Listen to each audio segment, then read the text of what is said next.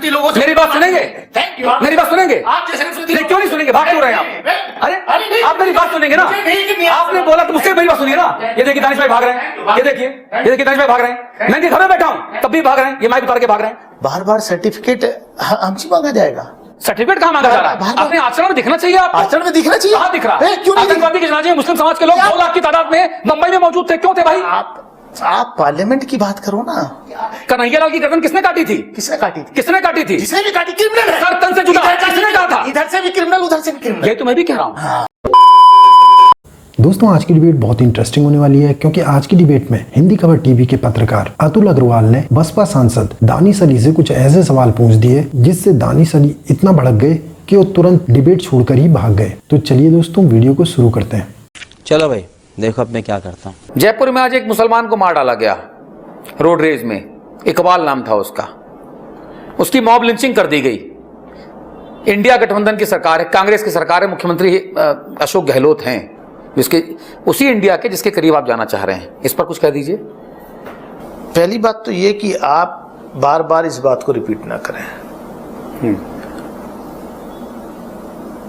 Mob lynching Jaipur में हो या मॉब लिंचिंग जहां देश के गृह मंत्री केंद्र सरकार के अंडर में दिल्ली है, शायद 4 दिन पहले मॉब लिंचिंग यहां भी हुई, उसका जिक्र आपको पहले करना चाहिए। बिल्कुल बिल्कुल। गणपति मूर्ति के सामने केला चुराने के आरोप में एक कम अकल मंद बुद्धि एक मुस्लिम व्यक्ति को, एक लड़के को बांध के बेरहमी से मारा पीटा उन नराधम राक्षसों ने, जिनके साथ सख्त से सख्त व्यवहार होना चाहिए, सजा होनी चाहिए, फांसी होनी चाहिए। सब ऑन रिकॉर्ड बोल रहा हूं, सब जगह होनी चाहिए। ऑन रिकॉर्ड बोल रहा हूं। किसी की भी सरकार हो, वो कोई भी सरकार हो, इस समाज को सड़ा दिया है आपने इस तरीके की हेट पॉलिटिक्स करके।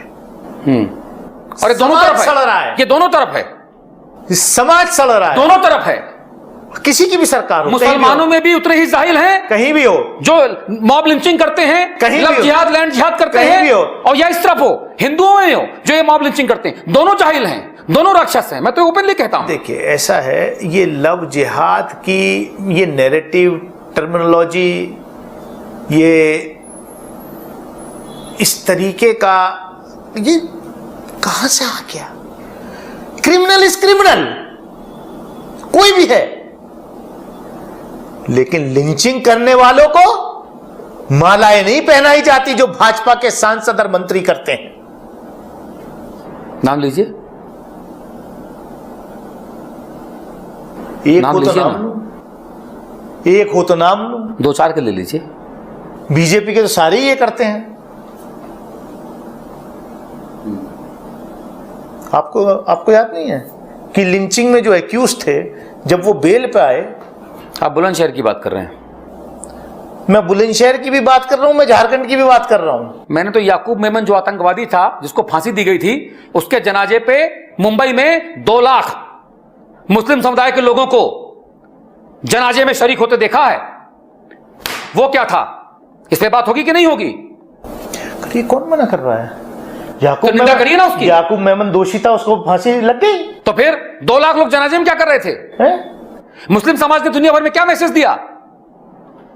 अच्छा होता कि उसके परिवार के अलावा मुस्लिम समाज का कोई आदमी नहीं जाता और कहता कि जो देश का दुश्मन है वो हमारी कौम का दुश्मन है। जो देश तो सर्टिफिकेट, और 5 वक्त नमाज पढ़ते हो आप लोग जी, सर झुकाते हो इस मादरे वतन पे आप लोग, मुसल्ला ईमान के हो आप लोग। आतंकवादी के जनाजे में क्यों थे भाई? नहीं, बार बार सर्टिफिकेट हमसे मांगा जाएगा। सर्टिफिकेट कहां मांगा जा रहा है? अपने आचरण में दिखना चाहिए आपको। आचरण में दिखना चाहिए। कहां दिख रहा है? क्यों नहीं? आतंकवादी के जनाजे में मुस्लिम समाज के लोग 2 लाख की तादाद में मुंबई में मौजूद थे, क्यों थे भाई? आप पार्लियामेंट की बात करो ना।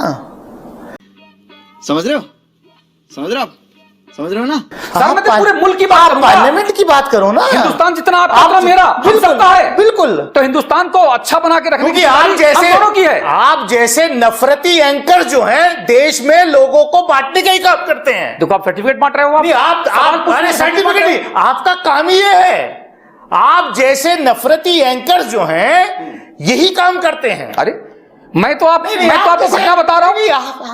आप मेरी घटना से मुझे काटो ना। मुझे सर्टिफिकेट बांट के क्या हासिल हो जाएगा? अच्छा हाँ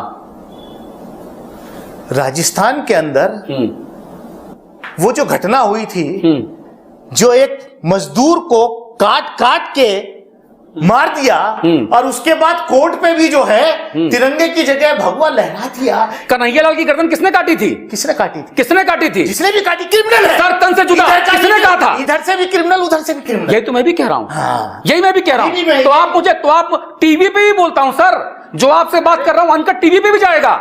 मैं क्या कह रहा हूं? आप मुझे नफरत एंकर कहोगे कहो, लेकिन देश अच्छा करो। क्रिमिनल देश अच्छा करने का काम आपका भी हम है। सबका है। आप दिन भर नफरत फैलाते हैं। आप दिन भर नफरत फैलाते हैं। एक घटना बताइए। आप दिन भर नफरत फैलाते हैं। खबर की एक खबर बताइए। आप दिन भर नफरत फैलाते हैं। आप अभी भी नफरत फैलाने का काम कर रहे हैं। आप जैसे एंकर अभी भी नफरत फैलाने का काम कर रहे हैं। आप इस देश में सिर्फ नफरत फैलाने का काम करते हैं।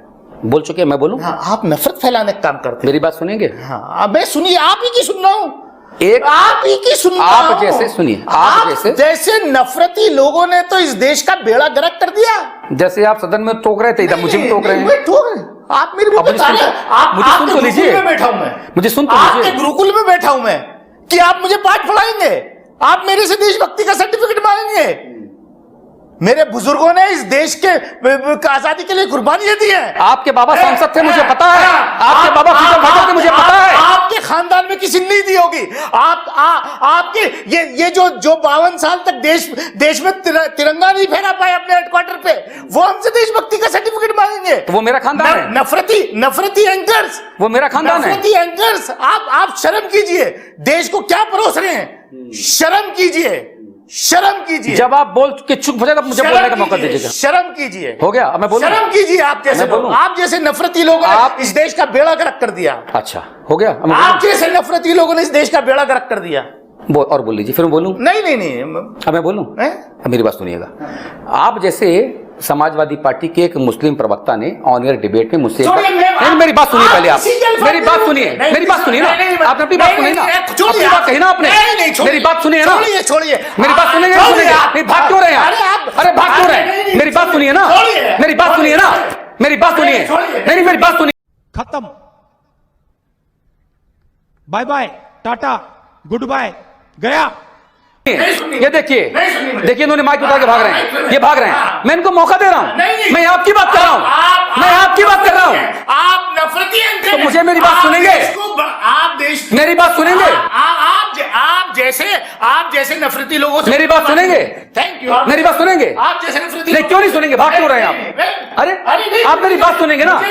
आपने बोला तो मुझसे मेरी बात सुनिए ना। ये देखिए दानिश भाई भाग रहे हैं। ये देखिए दानिश भाई भाग रहे हैं। मैं इनके घर में बैठा हूं तब भी भाग रहे हैं। ये माइक उतार के भाग रहे हैं। मेरा ये कहना है कि जब हिंदू, मुसलमान, सिख, ईसाई, बौद्ध, जैन, यहूदी, पारसी, सबकी जिम्मेदारी है भारत को एक अच्छा देश बनाने की। भारत हम सब का है, यह मेरा कहना है। मेरा सवाल सिर्फ इतना सा है कि अगर हम यहां पर कोई बात करना चाहते हैं तो आप इनटॉलरेंट क्यों हो जाते हैं? मैं भी दानिश भाई को बुला रहा हूं, अभी भी आपको निरंतर दे रहा हूं। आइए अपनी बात कहिए ना, मेरी पूरी बात सुनिए। ठीक है, आप सर्टिफिकेट दीजिए मुझे, लेकिन बात तो सुनिए मेरी। आप जैसे नफरती एंकर से मुझे बात नहीं। ये देखिए, आप खाली देश, ये देखिए, आप मेरे गेस्ट के घर में बैठिए। नहीं, आप मेरे भाई भी हैं, लेकिन मेरी बात तो सुनिए। गेस्ट के घर में बैठिए। आप मेरी बात सुनिए ना, आप मेरी बात सुनिए।